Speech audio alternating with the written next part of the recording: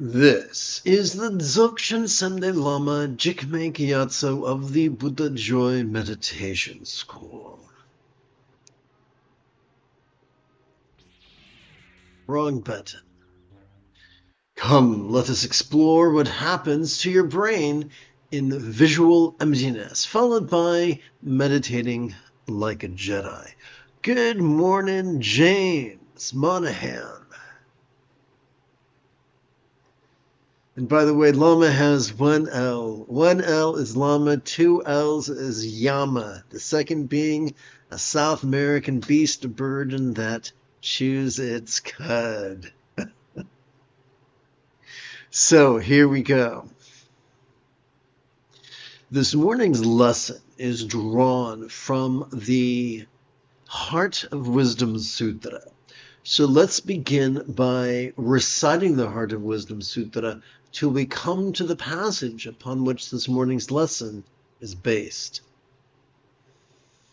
Let's see. I'm going to tap button 7.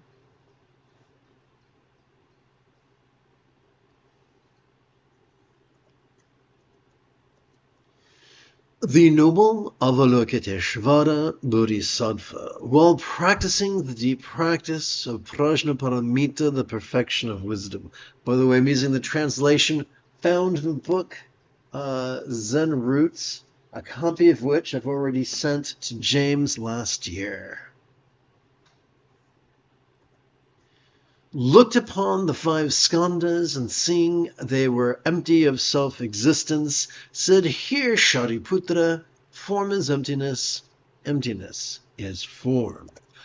Emptiness is not separate from form, form is not separate from emptiness. Whatever is form is emptiness, whatever is emptiness is form.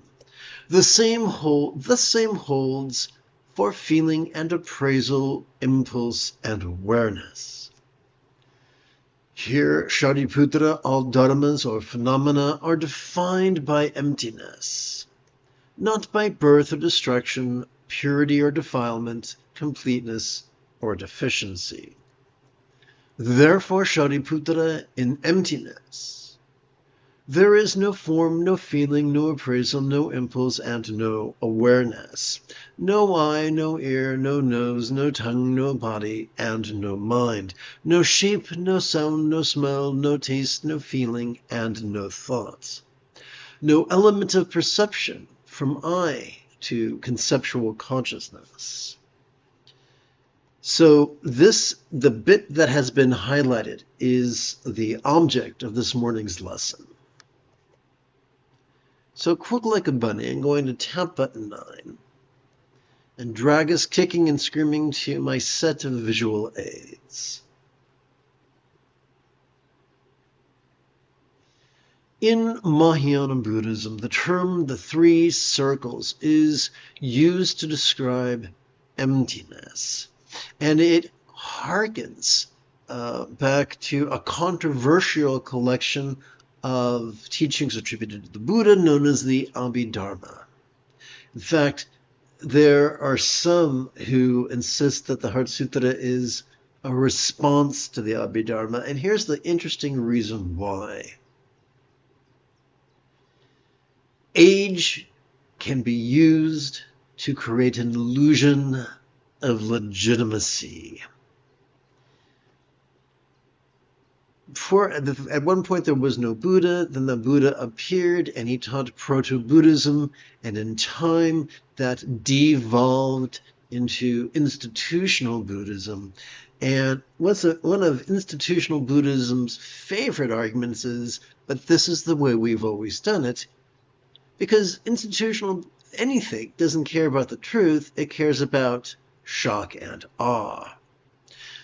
So it should come as a little surprise that those who are devoted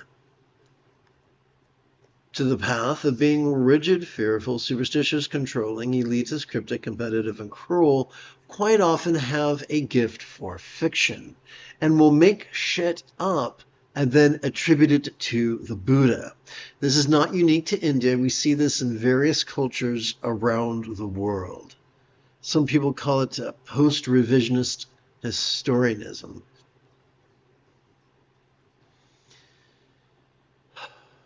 So, three circles of visual emptiness sounds very mystical and magical, but it's not. It's super easy. And if someone makes it sound difficult, it's because they're a bad teacher. If someone makes it, my goal is to do such a good job of explaining it to you that you'll feel let down. And you'll be like, really? That's all it means? If you walk away with that feeling, then I've done a good job. So the template for the three circles of emptiness is the same, because we're going to play with 6 of them, including this lesson. But the pattern is the same: the organ, the object, the experience. So, what is the visual organ? Well, that would be the eyeball, wouldn't it? So, for this to make sense, we have to understand emptiness.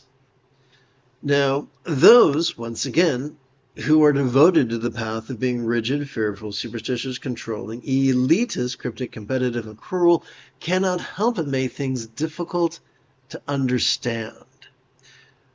As people, you and I, who would rather traverse the path of being flexible, loving, rational, laid back, egalitarian, lucid, cooperative, and kind, we can yank the idea of emptiness out of the clutches of those who are cryptic and elitist through the cunning tool of neuroscience. Dun, dun, dun.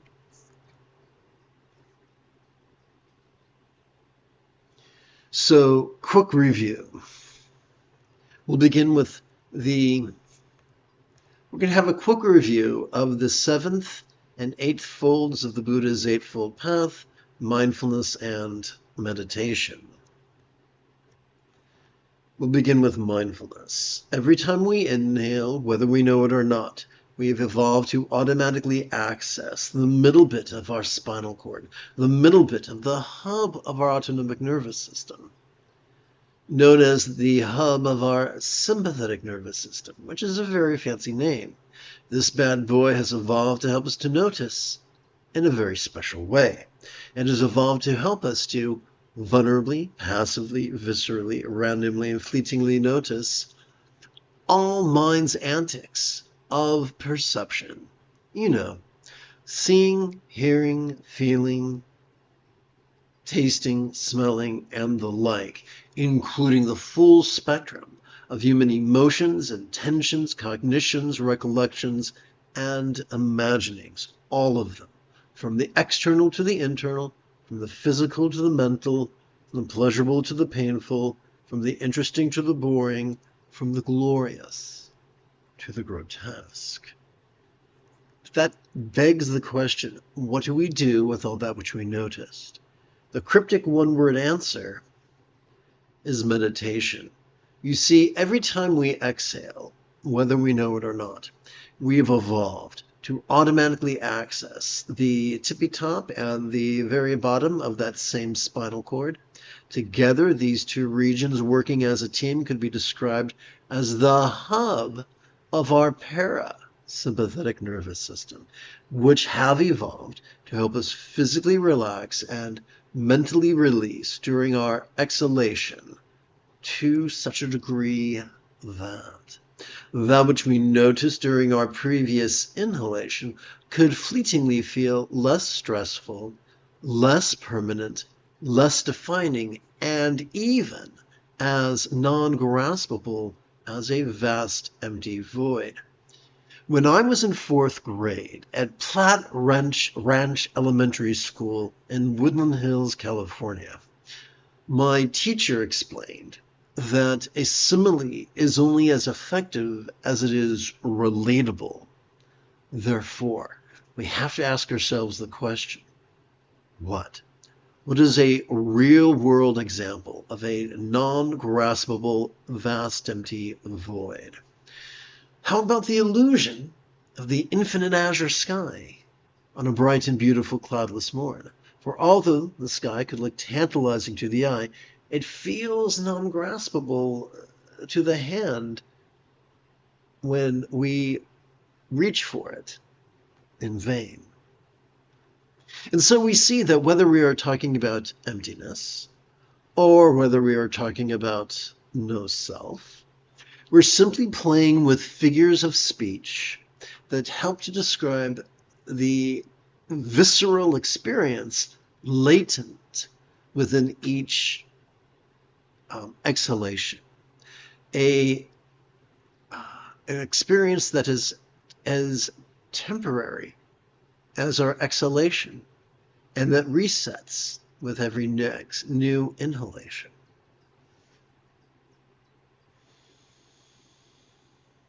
So, I don't know about you, I mentioned this yesterday, but when I was a little boy, I would stand in the bathroom and just check out my eyeball in the mirror.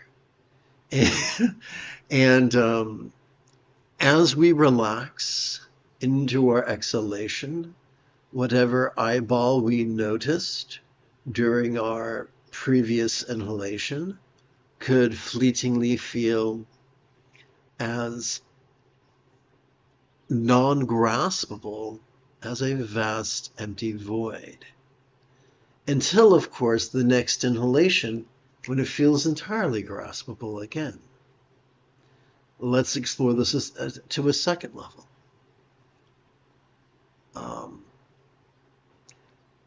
Every time we relax into our exhalation, every visual object that we notice during our previous inhalation, whether it's a sunrise, whether it's a flower, whether it's the smiling face of a dear friend, whether it's a kitty cat or a doggy, whatever sight we noticed during our previous inhalation could fleetingly feel less stressful, less permanent, less defining, and even as non-graspable as a vast empty void.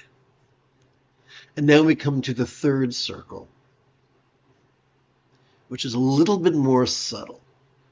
So brace yourself.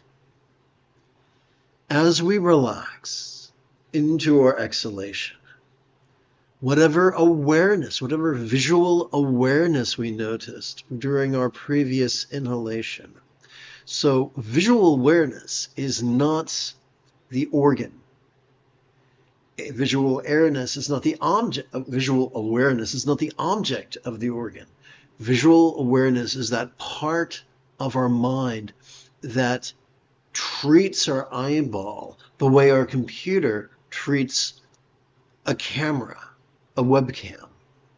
It's part of the software of our mind that treats our eyeball as just a tool with which to interface with the outside world.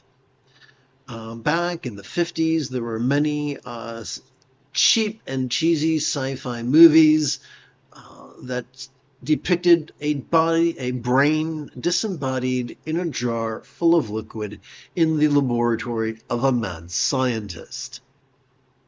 In fact,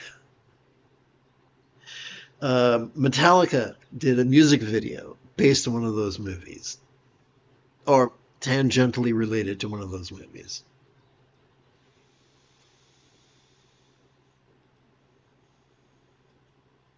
And so yes, of course, you can expect me to say, and it would be correct to say that as we relax into our exhalation, the part of our mind that is capable of experiencing visual awareness could fleetingly feel less stressful, less permanent, less defining, and even as non-graspable as a vast empty void. Now we have to ask the $64,000 question, so what? What's the big deal of getting into the minutia of an experience that is temporary and fleeting and unstable, regardless of how much stress it generates or doesn't generate, regardless of how much pleasure it generates or doesn't generate? Why do we do this? One of the fun things about it is this acts like, you ever hear the phrase, like a hot knife through a stick of butter?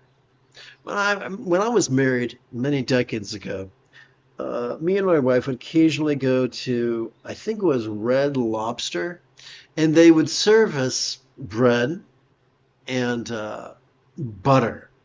But the butter was served in those little foil things.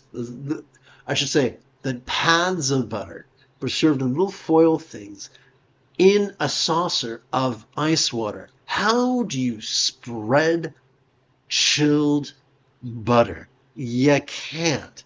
In the words of Bugs Bunny, what a maroon.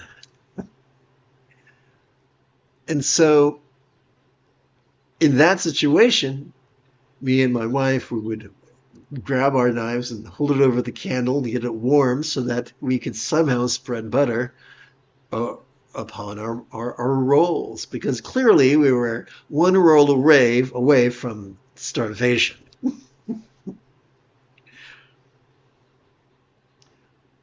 By playing with this rather complex deconstruction of visual experience that smacks of the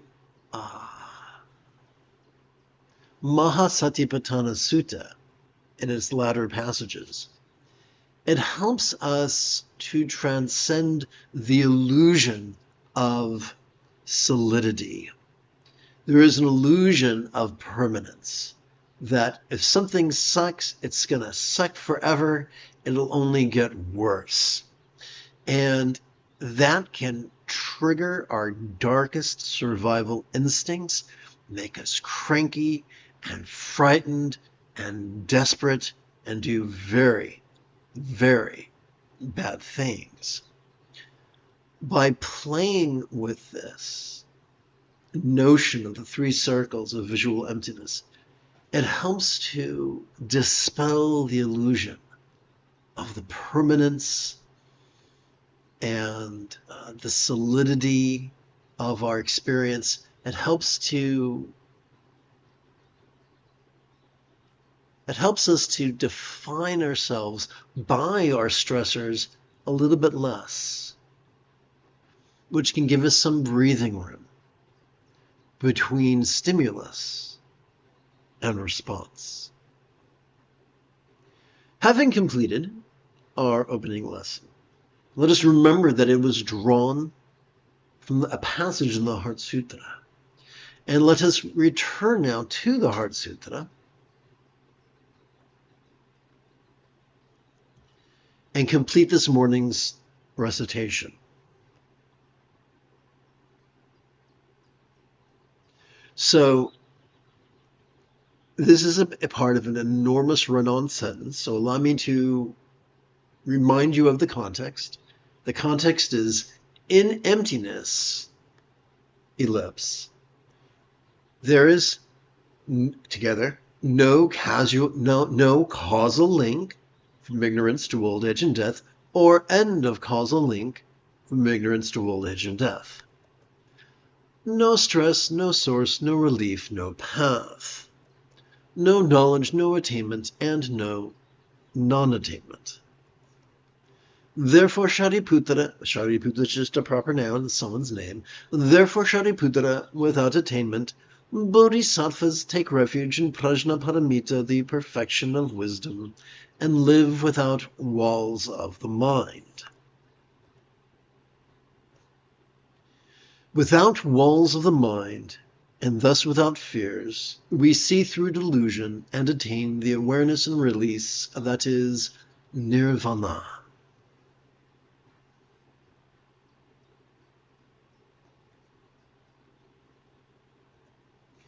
All Buddhas, let's try this again to see if I can fit that in there.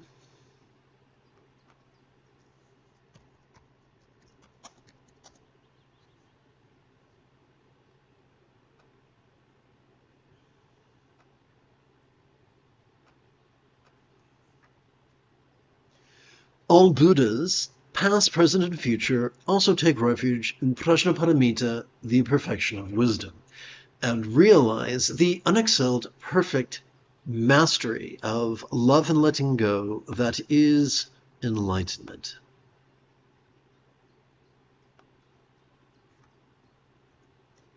We should therefore know the great mantra of Prajnaparamita, the perfection of wisdom, the great knowledge mantra, the unexcelled mantra.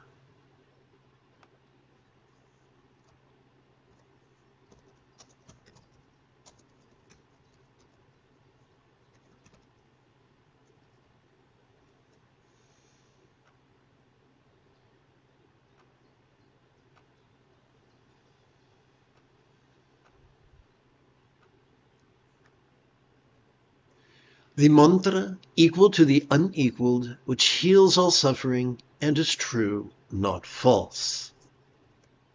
The mantra of Prajnaparamita, the perfection of wisdom, is thus spoken. Gate, gate, para sam gate, bodhi swaha.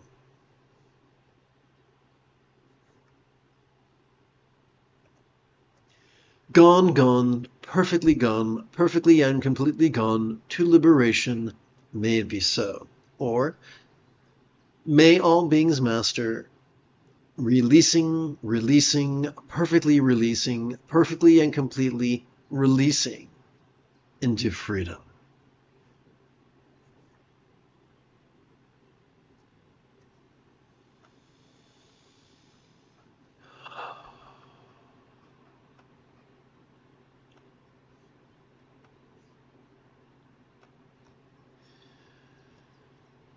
You have taken your first step into a much larger world.